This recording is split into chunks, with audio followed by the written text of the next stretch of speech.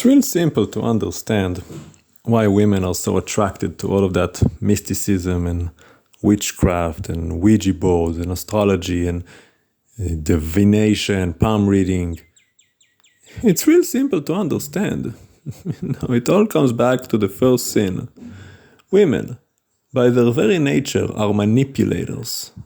They love manipulation. They love divination, sorcery. It's all the same, In 1 Samuel 15, Samuel rebuked King Saul, told him sorcery, witchcraft is as rebellion. And that's what women do, because they love power. They know they're the weaker vessel physically, and they know they're smarter than the man mentally. So they always look for ways to control men. See, it's no different than what men do with physical guns and weapons. Men, you men, you love your guns and your AKs and your tanks and your jets and your bombs and your whatever, right? That's what men do. We love weapons. Well, women are slightly, or more than slightly, smarter than men. They understand the physical is the lower echelon. It's the lower part of us, the lower vibration. The spiritual is the higher. So what do? They go after spiritual weapons. Same thing as men, except they go for the higher, the stronger gun, the bigger gun, which is in the spirit. So they look for all kinds of weapons to manipulate. Whether it's, like I said, sorcery, divination, astrology, all of that Eastern mysticism, meditation, all kind of holistic treatments, whatever. It's all the same.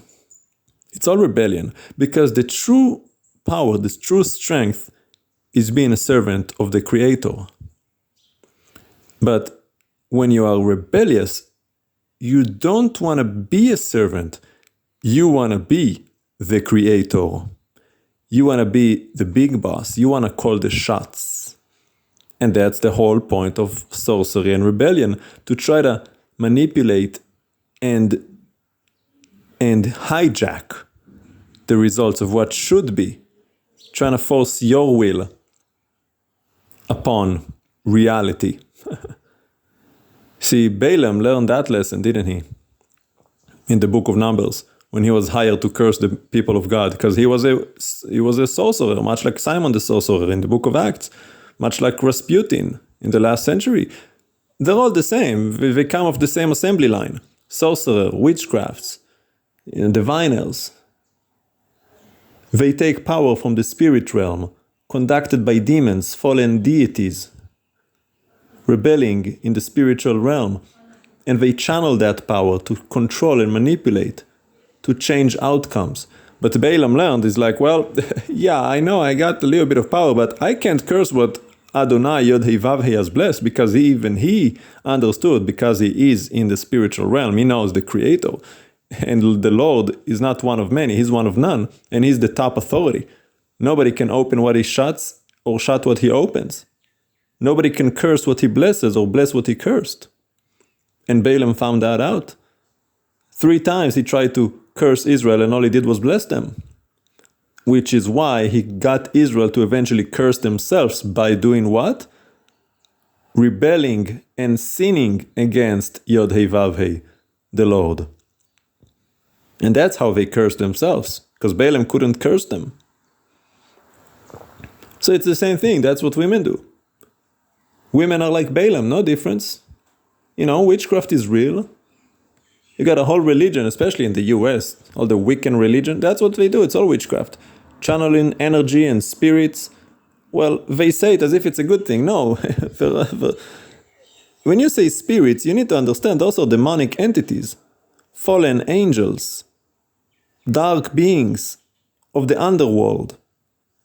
They're not holy, because the Lord is in control, and the Lord is the King of righteousness and the King of light. No spirit can outcome the Lord, the King. And the Lord will never send you to serve a spirit that is inferior than him. The Lord said, I am Yod-Heh-Vav-Heh, your God. You shall have no other gods before me.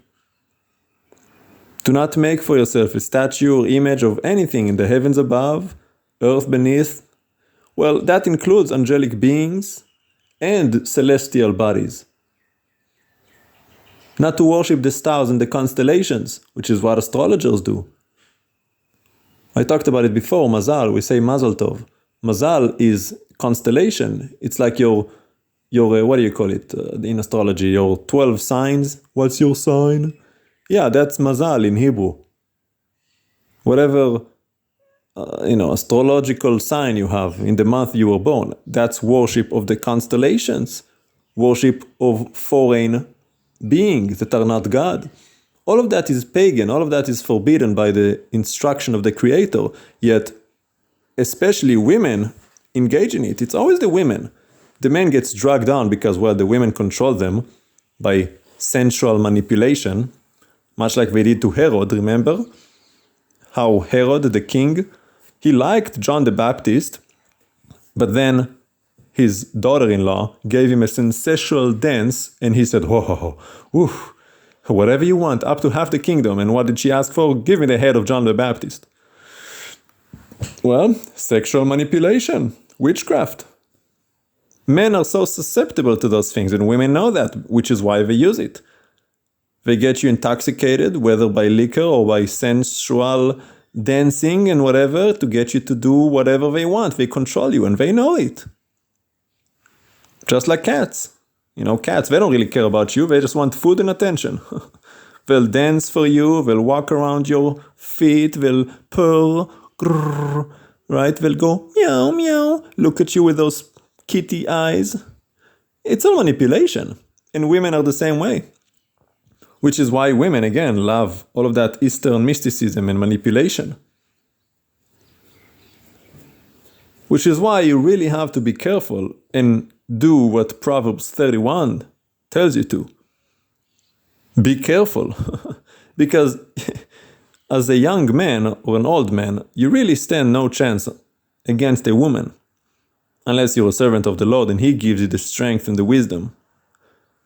Proverbs 31, that's the kind of woman you ought to go after.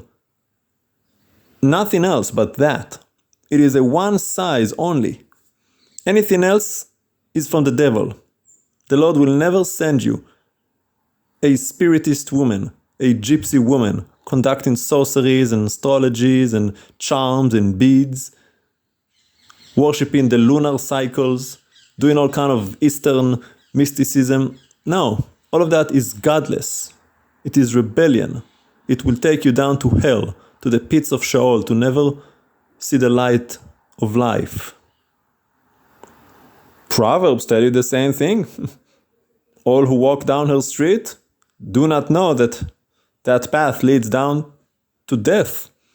Spiritual death, which is the real death. Not just the body, but the soul. Eternal separation from the source of life, which is your Father, your Creator, the Lord, Yod Hei Vav Hei.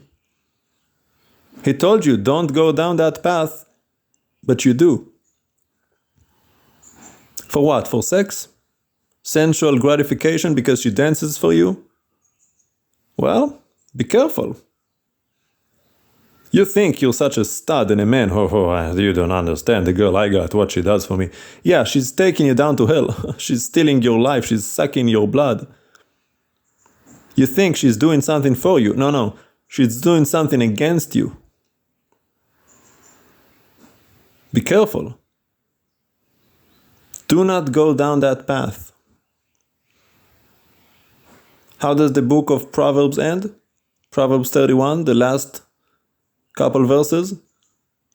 A woman who fears Adonai, the Lord, Yod Hei Vav Hei, is to be honored.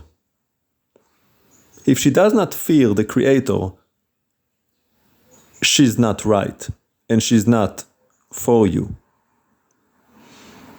Stay away from those diviners, witches. They exist, and they will try to get you. Lord knows, they're everywhere, especially nowadays. This is the last generation. The vast majority of women are witches and leeches, and you know what else. Better for you, just stay single. Just serve the Lord. Do His will. Just devote whatever time you have to do God's will. Be a servant. It will go so much better for you. You do not need a woman in your life. That's a lie. You do not need to procreate. That's a lie. The world is already full. That first commandment has already been fulfilled. Don't worry about it. Other people are making babies, and those babies are just as godless as they are, if not more. So, as for you, man of God, stay away from these things, as Paul told Timothy.